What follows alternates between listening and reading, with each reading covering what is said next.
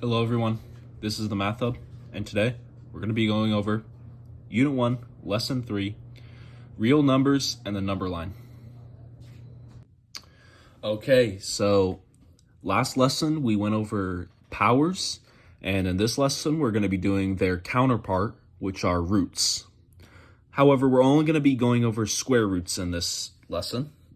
We will be introducing other roots further down the line, but we only have the square roots today. So the key thing about roots are understanding each of the parts and knowing how they work. So let's use the example.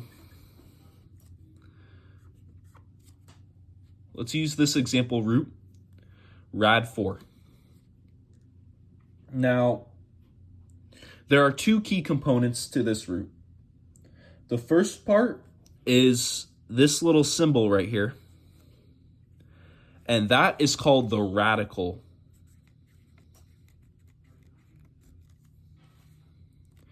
It looks a little bit like a check mark, except a little bit different. And then the second part is the number inside of that radical, and that is called the radicand.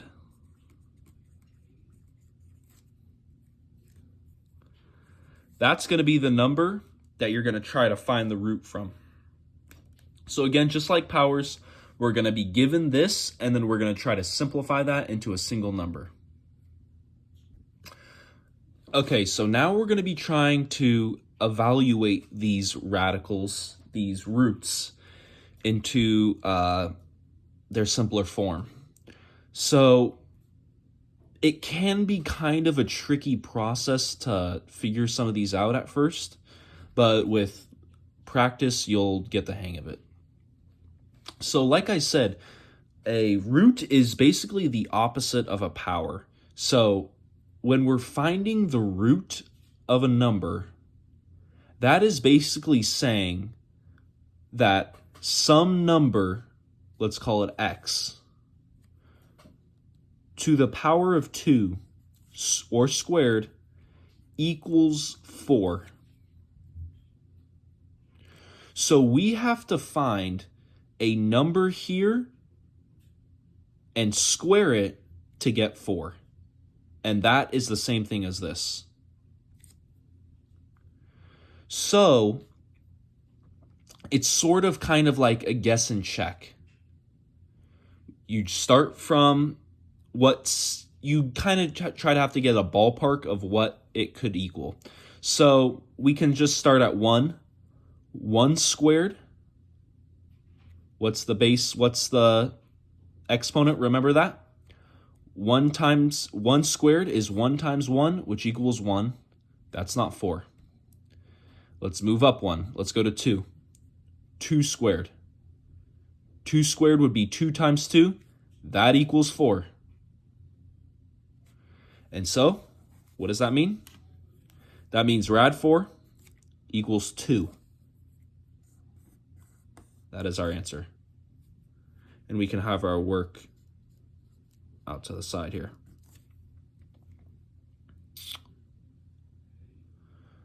So for the next one, we have an unknown value squared, which equals 9.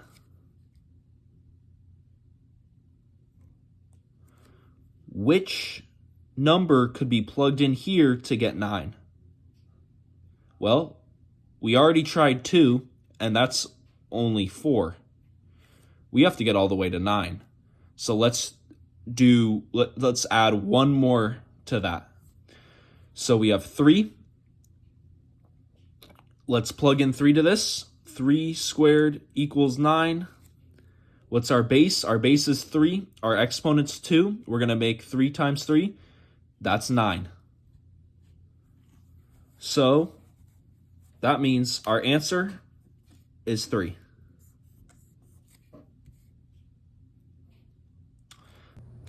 Lastly, we have rad 25. It's using the same process. We have an unknown number. Let's call it x. Squared equals 25. We are trying to find this unknown number. That is our answer to this radical. So let's keep guessing, checking. 3 gave us 9, so that we know we have to increase it at least by 1. So let's use 4. So 4 squared. Our base is 4. We're going to be multiplying it by itself 2 times. So 4 times 4, that equals 16. 16 does not equal 25, so we're going to have to increase it one more time. Let's try 5 squared. Base is 5. Exponent's 2, going to be multiplying 5 by itself 2 times. 5 times 5, that's 25. 25 sure does equal 25. That means our answer, rad 25 equals 5. Okay, so now we have a sort of way to classify every single number that we come across. And they can all be divided into what are called subsets or sets that determine what kind of number they are and what we can do with them. So, a number can either be rational or irrational. Now, a rational number is a number that either ends or terminates, or it could also repeat. An irrational number, however, goes on forever and has no repeating pattern at all. So let's give a couple examples for each. An example of an irrational number is pi. Now that is 3.14159. Keeps going on, right? There's no repeating, there's no repetition as to what the decimal places are. Another example of an irrational number, radical 7. Yep, those things we were just using, there are plenty of those that are irrational. An example of a rational number, how about 1/3? That's about 0.33333. Keeps going for eternity, that means it's repeating. So that means that is a rational number. Another example is 1.329. If the number ends, that means it's rational. Now, there are subsets within this wing of rational numbers that can be even more simplified to make these numbers even more precise. So, for example, we start here with integers. Integers are numbers that, when put as a fraction, the denominator is always 1. The decimal place is always 0.0. They are numbers that do not have any constants after the decimal place. So it's easy to just run this one by example. To start, we have -10. That is an example of an integer. Another example of an integer, -1000. Now, both of these numbers could also be positive. However, if both of these are positive, that also would mean that they are whole numbers.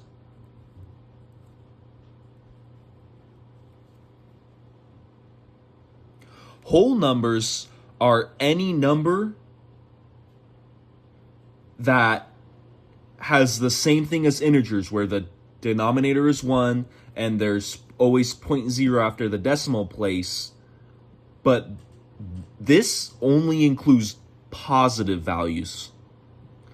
So -10, -1000, -2, -4, they would be integers and rational, but they would not be whole numbers.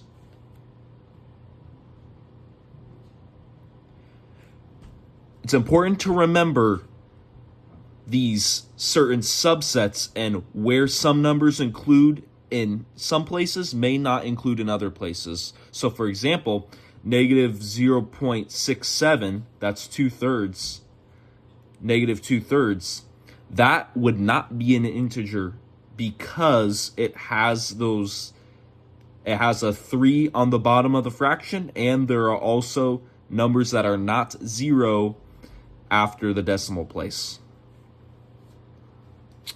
And the final subset, these are your most simple numbers, are natural numbers. These natural numbers include every single number that a whole number has, except for 0. 0 is the only number that is excluded from the natural numbers that are included in the whole numbers. So 1, 2, 10.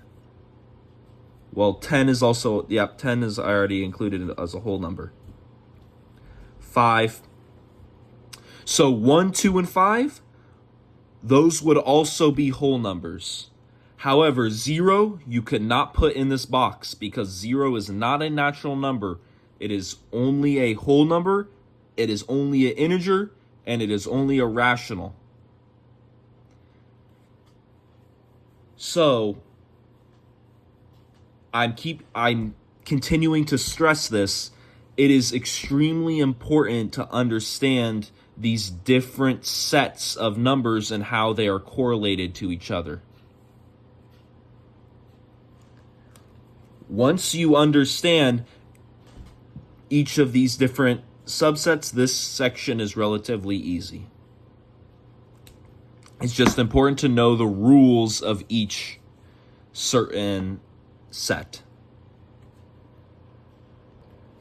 Okay, so now what we're going to try to do is we're going to be given some numbers, and based off of our knowledge on these subsets and sets, we have to state which of these classifications each number belongs in. So for this first one, we have rad 11. Now, the key to figuring out which set some of these roots have is you have to attempt to solve this root. Now, if it is a perfect root, then if it is a square root, then you will be able to get a number out of this, a single number out of this, and then you can further classify it into this rational section. If you get a number from this, it will be a rational number. However, if you do not get a single whole number from this, it will be irrational. If you do not get an answer from this question, it will be irrational. So let's do the same process we did earlier. Let's guess and check. So we knew that 3 gave us 9. So let's just do this. X squared equals 11. Unknown value to the power of 2 equals 11. That is the same as this. Let's try 3 because we did that before and we got 9, right? 3 squared, same thing, base exponent, 3 times 3, that equals 9. We're going to have to increase it by 1. Let's do 4 squared. Base is 4, exponent is 2. That means it's 4 times 4 equals 16. So we have one that is under and one that is over. If you get this problem where it sort of sandwiches the number here, that means you know it is irrational. So our answer to this question is irrational.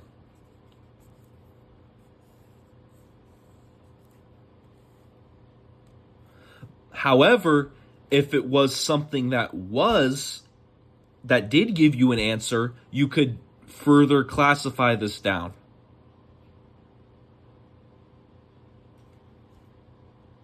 Our next one here, -7. That's fully simplified for us. All we have to do is know which classification it's in.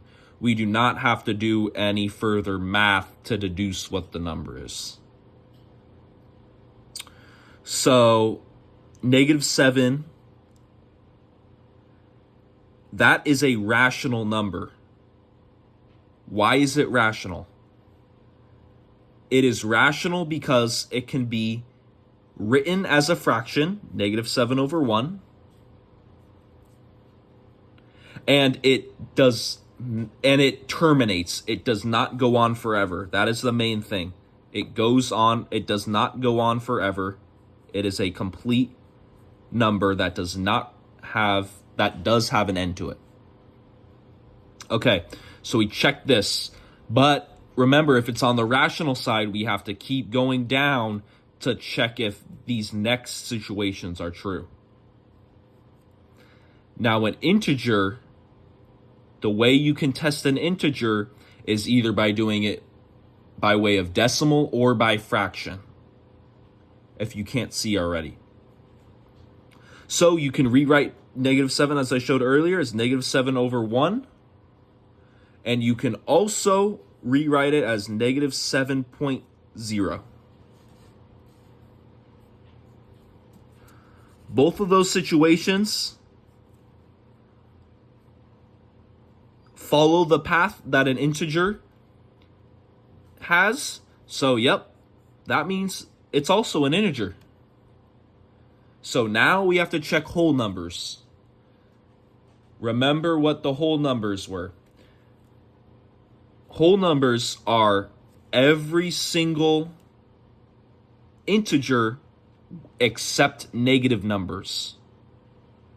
Well, our number is -7, so it's not positive. So that means it is not a whole number. And if it's not a whole number, that also means it is not natural either. So that means our answer to this question is rational, and it is also an integer.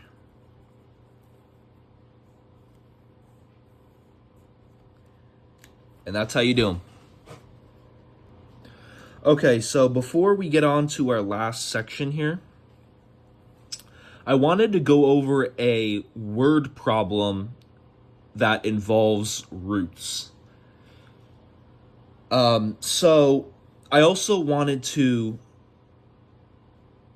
show you my process when I go about solving a word problem, and I think you should also use this process. It's you can basically use it for any word problem in this course. So the question reads, a square card has an area of 15 inches squared. What is the approximate side length of the card? So we're trying to establish a relationship and make an equation out of it. So what is it asking me for? That is the first thing I'm trying to find. It's asking for the side length. Side length. So typically what I'm going to do is I'm going to make it a variable. So the side length, we're going to call it S.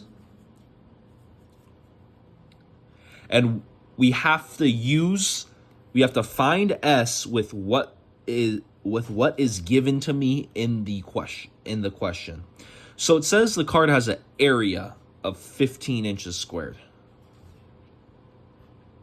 Well, it also could help if you drew it out. It also helps you if you're a visual person. Personally, I am not, but if you are a visual person, it works. So you have area, which is 15 here. And you have, it is a square, so that means all the sides are equal length. So we have an S here, right? Because that's the side length. We're saying the variable we're using for side length is S. So we have S here, S here, S here, and S here.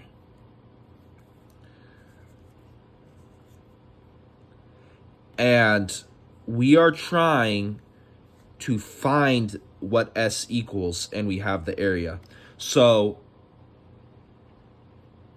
what can we do? We can multiply this side length with this side length to find this area. So it's S times S equals 15. Because remember, in any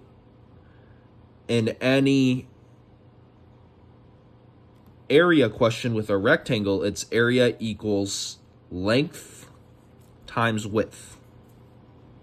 Our length is S and our width is S, so that means it's going to be S times S equals 15. And remember what we did in our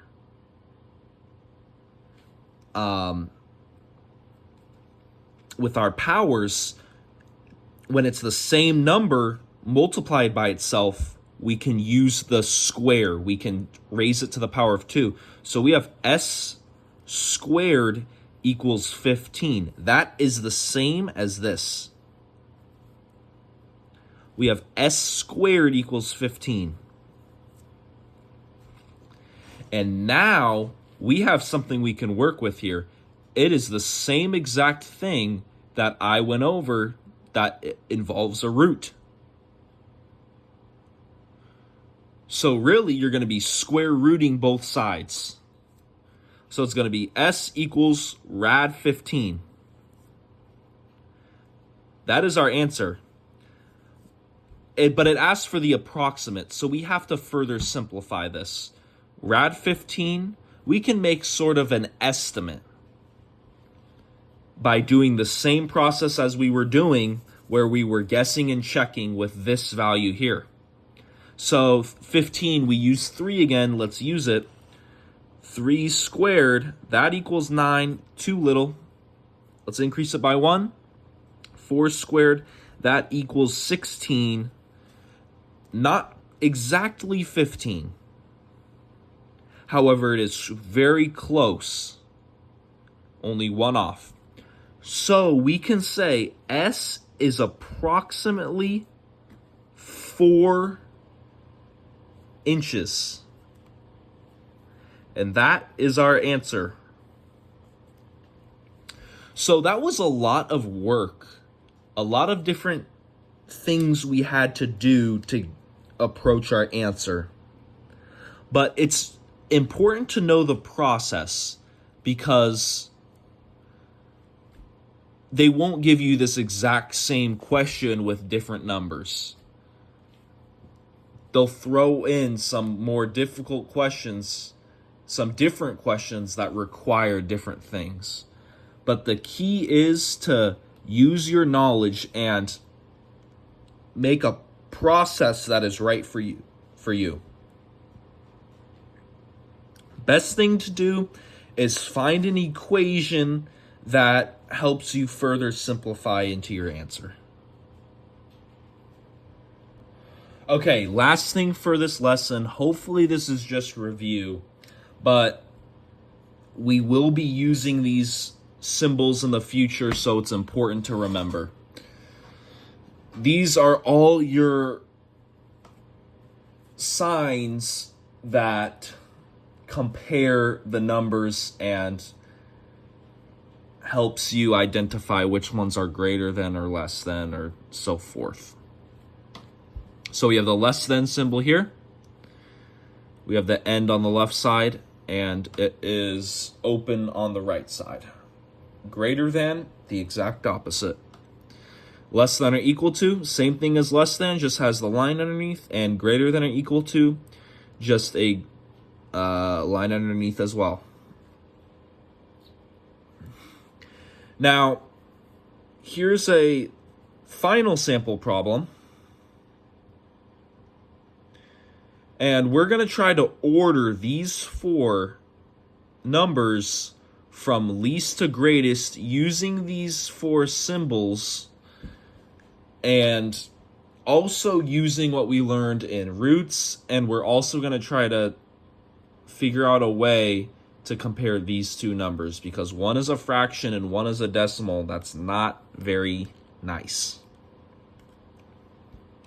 So when I go about these ordering questions, I try to find something that clearly stands out for the rest and I can get out of the way.